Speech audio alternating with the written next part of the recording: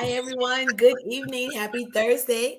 Welcome to another episode of Veganish with your host, Dr. Monique. I'm Dr. Monique, the physician in the kitchen, board certified family physician. And on this show, we talk about food, specifically plant-based food, and I bring you along on my plant-based journey. I'm so thankful and happy for another episode here with you all. And Mr. Ellis, 2 weeks to go until the big. Woo! Woo! Can you Five believe it? pounds. 5 pounds. No, we're not gonna claim that. We're not gonna claim that. That's what we are doing this week. You know, we start last week. If you were on with us last week, we were talking about swapping out, right? Making some healthier choices for, the traditional, the turkey and the dressing and the sweet with the candied yams.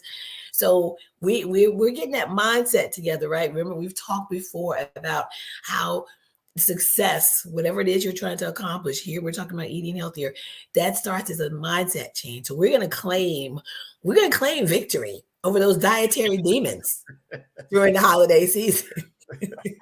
We're gonna do our best. How about that? We're gonna do it. So before we get into that, though, because we've got a nice follow-up to last week for you. Super excited to share with you all kind of how to put some of that stuff we talked about last week into motion. But before we do that, you know how we do here. We ask you to rep your city. Let us know where you are tuning in from. Not only that, tap somebody on the shoulder. Say, hey, come on in this house and fellowship with us. We are talking. So we've got Toledo, Ohio, Metro Atlanta, Georgia, Plymouth, North Carolina. Okay. WDC, Washington, D.C. Okay. So thank you all so much for tuning in. So, last week I came to you all. I was near Phoenix, Arizona. So got some time get away with my friends. It was wonderful. So getting ready for this holiday season. And, again, just want to encourage you to take some time to center, to settle, unplug, because this can be a pretty hectic and stressful time of year, and blink, right? And you missed it. So in order to be present and to fully be there and enjoy this season, what it's meant to be, take some time for yourself. So we've got East Orange, New Jersey, Whitehorse, Canada. I love it. Thank you so much for watching. Cleveland, Ohio, Sharon from Milwaukee. I've got some cousins and family up there. Renton, Washington, Upper Marlboro, Maryland. Thank you so much for tuning in. So, Mr. Ellis, Washington State. We haven't had Washington State and Canada have been new for us. This is new. So shout out to y'all. Real talk. Welcome, Dallas, Texas. I love it. Thank you all so much. The word is getting out there. So last week, if you missed it, it's okay. We're going to tell you what you missed. So, as we said, Thanksgiving is 2 weeks away. I cannot believe it. My mom was asking me today, have you thought out what you're going to make? I'm like, no, Mom. I did do my collard greens. My collard greens are done. They're in the freezer. I did a sweet potato bisque. That's done. But other than that, no. But last week we talked about, like I said, how to swap out to do some healthier options. So this week, we're going to talk about what that plate should look like. We're going to fix your plate for Thanksgiving. So how does that sound, Mr. Ellis? You want to get into that? Yeah, look, I'm looking forward to it, because I promise you, I was a terrible plate fixer at Thanksgiving, because I would get the biggest plate. And it would be carb heavy. I'd be in a carb coma. Between the tryptophan and the turkey and all the carbs, that was such a great nap. I'm about to say night. Yeah, but yeah, only anesthesiologist can make you sleep better after that. We're gonna talk about that, because you are not alone, Ellis. You are not alone. How many of us get that plate and just pile it on? I've here recently, in years past, I just do a spoonful. If I'm gonna get something, it's just a spoonful. Sometimes that helps me from going back to get a second plate. Sometimes not, because it's the kind of thing where you're like, well, I'm only going to eat this like one time a year. Like, this is, so you make excuses, and you negotiate with yourself. But what we're going to talk about today is fixing a healthy plate, and we've talked about this before on the show. But we want to kind of this is the holiday version A Mhm. holiday edition. I see Houston, Texas has joined us. Thank you for coming in. And Petra says she loves us. We love you back. So this week, and I'm going to have my lovely assistant put up the graphic of a healthy plate. So uh, Wrong graphic. Okay. that's okay. We're coming to that. We're coming to it. Okay, we're good. We're talking about a plate. How should you fix your plate? And we're going to talk about it as far as this is kind of taking the place or another way instead of thinking of the food pyramid that we all kind of grew up with. This is, if you're fixing a plate, what should be on it? So we're talking for adults a 9-inch plate and for kids a 7-inch plate. But if you're trying to cut back, go for the 7-inch plate. Okay. So basically, and this graphic is from I believe this graphic is from Harvard Medical School. It shows what your plate should be comprised of. So splitting the plate in half, and then one half is going to be in quarters. So we'll get into kind of what should be on the plate. So half of the plate should be your vegetables. Okay, no brainer, right? Fruits and vegetables. And when we talk about vegetables, what we're talking about specifically is, and there may be there's different types of vegetables. There's your starchy vegetables, and then there's your non-starchy vegetables. The starchy vegetables are like your corn, potatoes, peas. Those are considered starchy. Everything else is not starchy. So you want if you're counting carbs, if you're into that, you may want to cut back on the starchy ones, but filling up with your dark leafy greens, your cruciferous, like your Brussels sprouts, your cabbage, your broccoli, all that kind of stuff. That's going to take up a good portion of your plate. The other part of this, and you guys, please feel free as we're going along, please, if you have questions, please put those in the chat, because we want to make this interactive and give you some information that might be specific, for questions that you have. So the dark leafy greens, those types of things are going to be your, biggest part of your plate.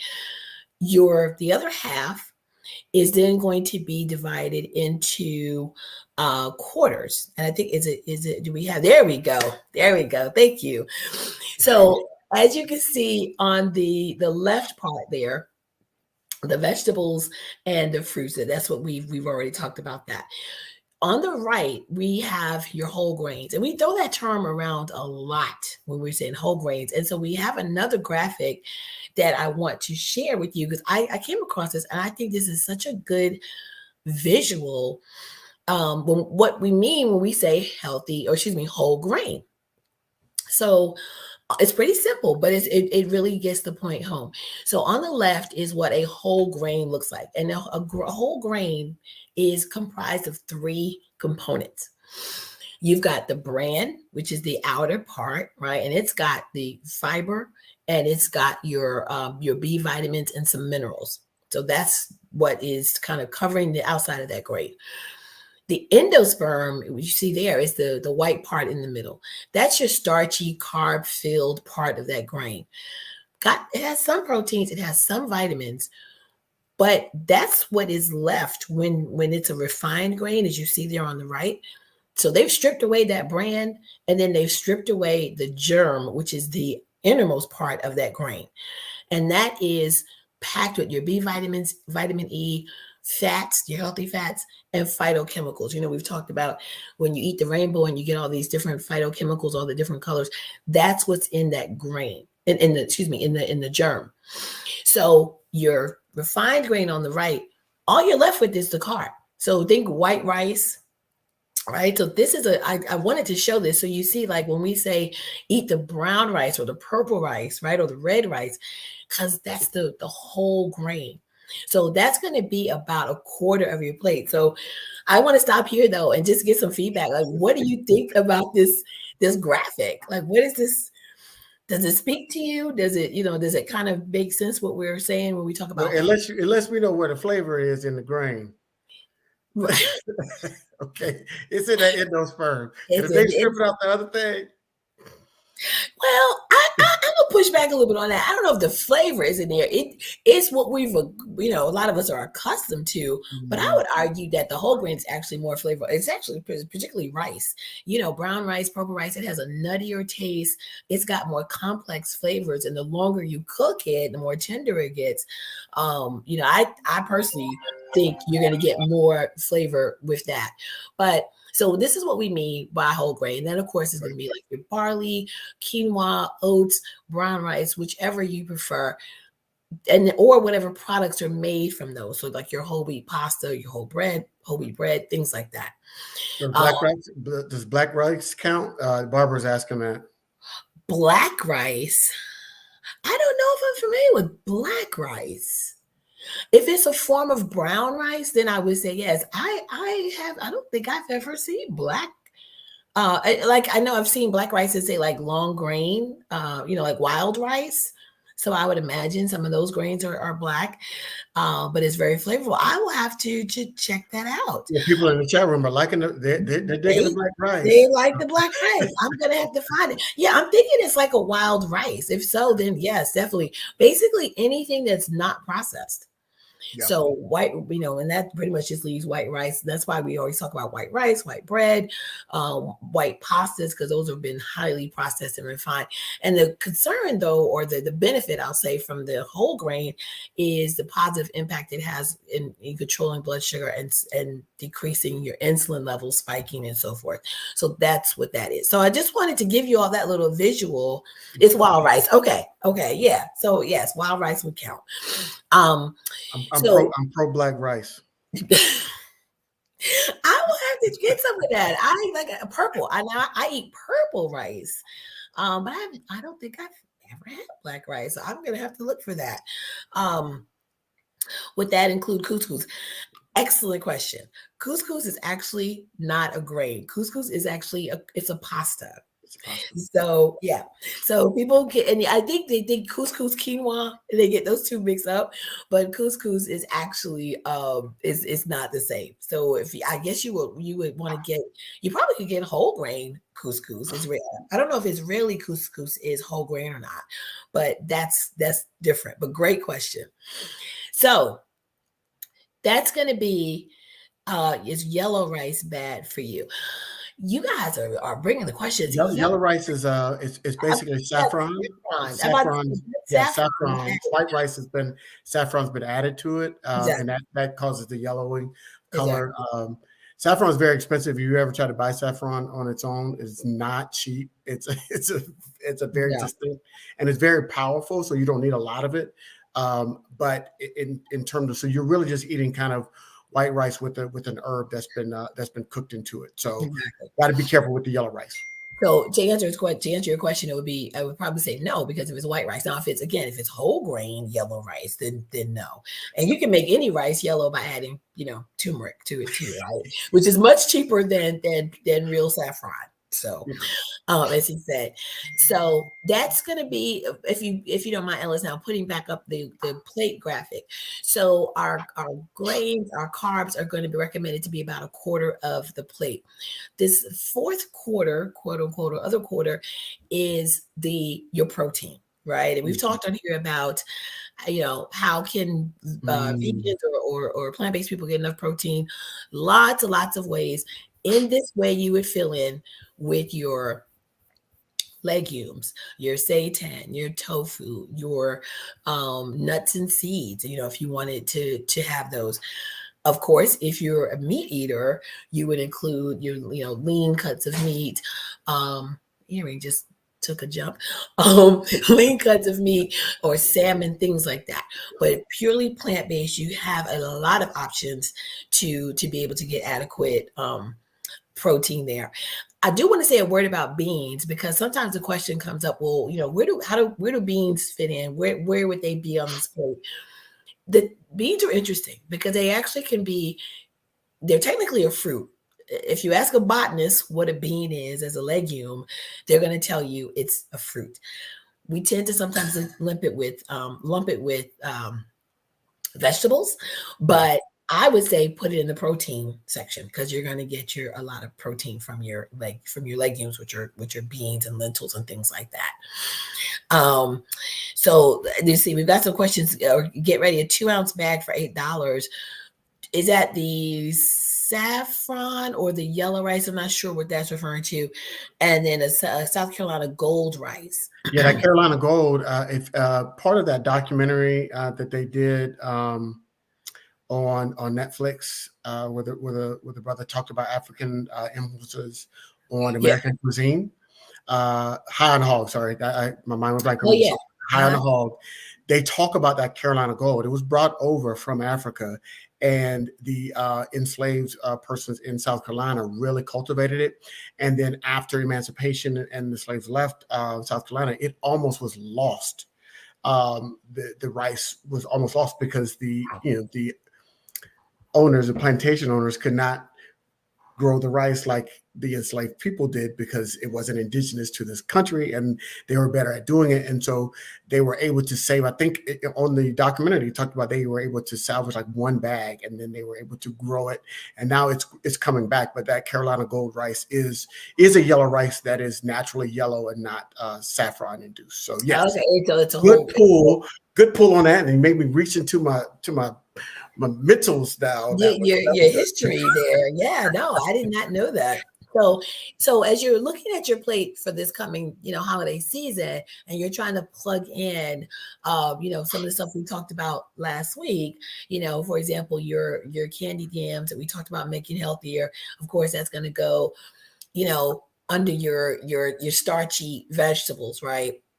But if you look at options, if you're swapping out let me not say swap out, but if you're having your collard greens, your mustards, all those grains, of course, that's going to be in the vegetable.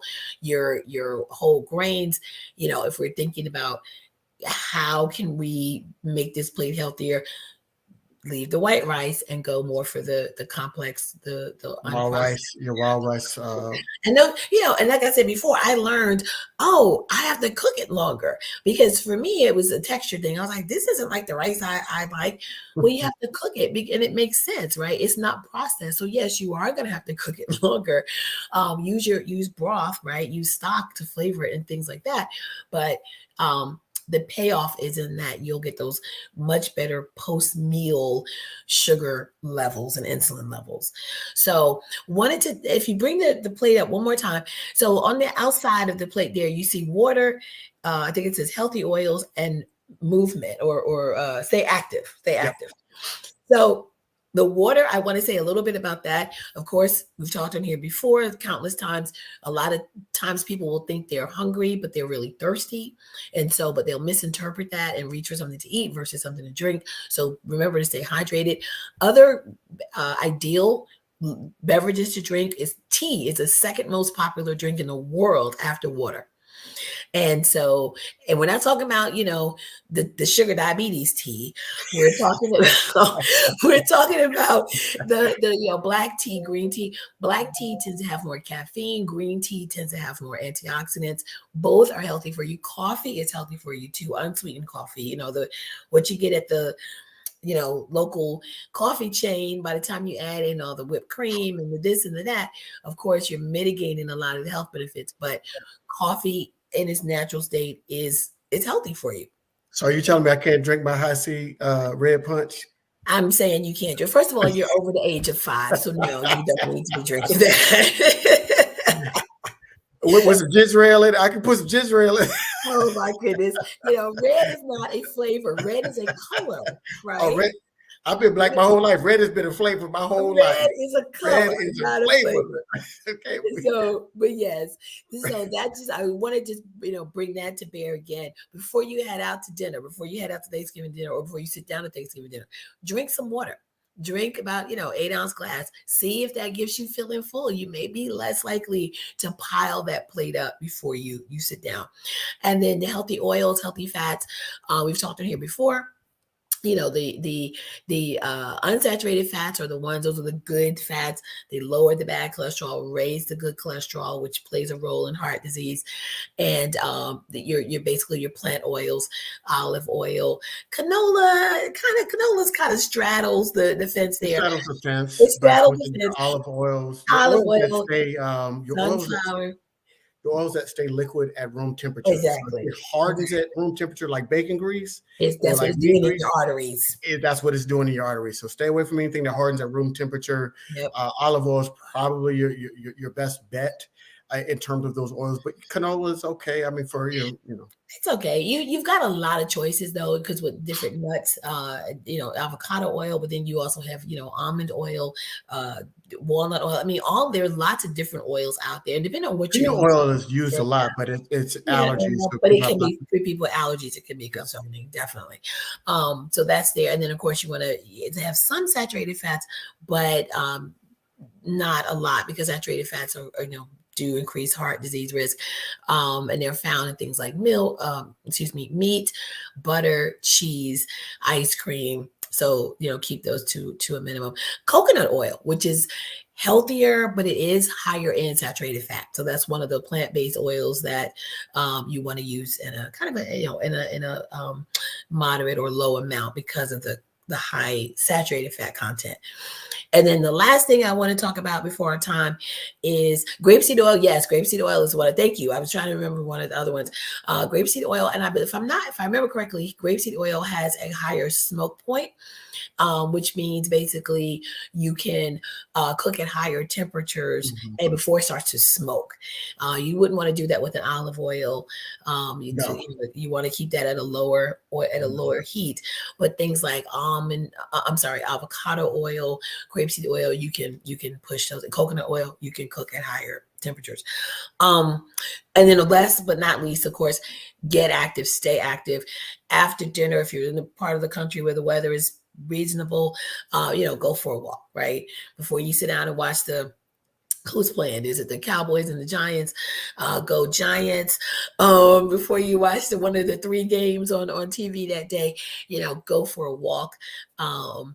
And don't just, sit out and pass out. I know it's hard. I know that's what we're used to. But if we're trying to make, better changes or better choices and really see some significant changes, it does require changing some of those behaviors, right?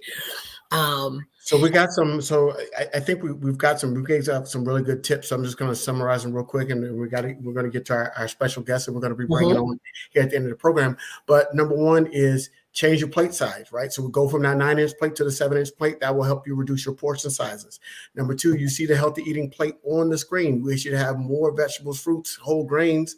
So switch from the white rice to the wild rice, the black rice. We talked about black rice tonight, Carolina Gold, but all of those rices that have that entire whole grain, and we had a nice diagram there that has the bran, the germ, and the endosperm, and not stripped down. So we talked about that. Talked about drinking water and tea as our beverage of choice instead of one of my personal favorites, which is the high C Kool-Aid or the Hawaiian Punch with some ginger ale in it. Can't do that anymore because it's all like it's got diabetes and all that stuff you got to deal with. But water and tea are your choices and your options in terms of your beverages, and then ultimately using the better oils, right? The olive oils, the grape oils, those things like that don't harden up at room temperature. Got to get away from that, even though it adds deliciousness flavor to some of the food. I understand that. And if you're old school like me, you still got it's hard to break that habit of putting your bacon drippings in the coffee mug and putting them in the refrigerator. But don't use that stuff. It hardens in the arteries. And so we're trying to eat healthier. And then finally, take that walk. After you eat that from that 7-inch plate, take a walk, helps your body digest, and you get that food going, get the body moving instead of sitting down and just vegging out and watching the game. So those are some great tips, Doc, for healthy breads or desserts. Oh, Water. let me just. I just want to say just one thing real quick. I just real quick looked up black rice. It's also known as purple rice, so that's how I know it is purple rice. You all are calling it black rice. Same thing. Healthy breads, desserts, basically anything that's going to be made with swapping out eggs, using some of the egg replacements we've talked about on here before, using plant butters or oils, things like that. Lower sugar content. You can make pretty much anything healthier by whatever your ingredients are. But we've got a special guest that we want to get to. So Yes. go ahead, Mr. Ellis, take it away. So, as you know, here on Black Doctor, we try to offer a variety of programming, like this program here that you love watching, and thank you all for watching us here on Veganish. And so, we have a new host that's going to be coming on, and so I'm going to bring her on and let her introduce. Allow me to introduce myself. My name is. Come Oh, on, my name is Joyce. Did I miss the beat? My name is Joyce Jose, and I am a civil rights attorney. I am also a mental health advocate with lived experience. Before I go on, can I just say thank you so much to Dr. Monique for letting me hop on really quickly. Yes.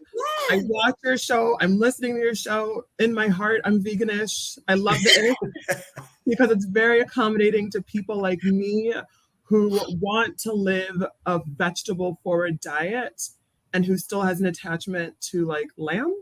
So well, welcome to you. Thank you so much. I'm so happy to be here, and thank you, Ellis, for putting this together. Absolutely. We like having you on because we like to have people that are veganish on the program. And Dr. Monique, I got one more question for you because I was thinking about when we were talking about the proteins on the plate. Should we be creative, right? Because I know we get caught up in traditions, and Joyce can talk about this in terms of our mental health. That we get into routines that are sometimes unhealthy for us, right? And one of those unhealthy routines could be that protein that we eat during Thanksgiving, which is we talked about the dark meat on the turkey, and we talked about the ham. We know we like some ham, black folks. We eat some ham. So maybe find a fatty fish. Maybe pair your meal with salmon. Maybe, there could be some other ways where you could have a healthier protein option and still get that meat satisfaction that many of us still need, but in a healthier way versus eating that dark meat turkey or the ham and smothering it with gravy. Definitely. Yeah. Again, like I've always said on this show, you have to do what's right for you. You have to make decisions based on your personal, health, your personal convictions, what your goals are, what you're trying to achieve. If you want to eat ham once a year, I think in the grand scheme of things, it's probably okay. Now, if you're eating, a ham sandwich, ham on the top, ham on the bottom, ham in the middle, 3 times a day, the other 364 days a year, then no. But yeah, I mean, it's, people have to live. People have to live. We've talked about the role that food plays, the cultural role, the familial role, right? The community roles that food plays, that it fills. And so I encourage people, whatever you're eating, try to just make it as healthy as you can. And if this is the one time a year that you're going to do this, I hear no evil, see no evil. So. So Joyce, talk about your program. What's the name of your program, and let people kind of know what they can be looking forward to when your program begins. Sure. So my program is called Cultivating Your Mental Health and Transforming Mental Health into Mental Wealth. I like to start from a place of abundance. These aren't just sound bites. I'm living proof that this is possible. It is possible to reprogram your brain. It is possible to not be who you've always been. What I love about Veganish is it shows you that there can be a transition from what we culturally know as Black people and what's common in our diet and culture to a healthier lifestyle. I also believe in that transition when it comes to your mental health. There are ways to get out of these labels, particularly anxiety and depression, that we want to think about more comprehensively, not just medication, but think about how your food affects your health, how your friends, boundaries. There are so many ways to tackle this issue of mental health. And I want to explore all of them with doctors, with friends, with myself, and with all of you, of course. So I'm so excited for this opportunity.